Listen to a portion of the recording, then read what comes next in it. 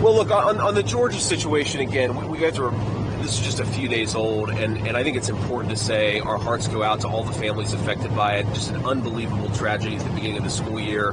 And we just, we wish as much counseling and as much sympathy and just as much healing as is possible in this situation. I just can't even imagine what these families are going through. And look, I think you let Georgia law enforcement figure out what makes the most sense. I mean, obviously, in some cases, it's going to make sense to charge the parents. In some cases, it's not going to make sense. But it depends on the details here. And I trust Georgia law enforcement to make the right decisions here.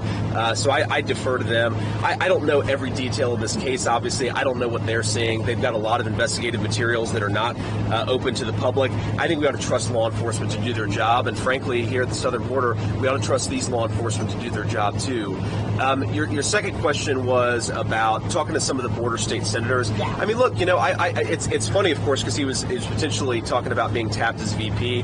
I get along well with Mark Kelly. Obviously, John Cornyn and Ted Cruz represent one of the most important border states in our country. So, we talk to a lot of our Senate colleagues and a lot of our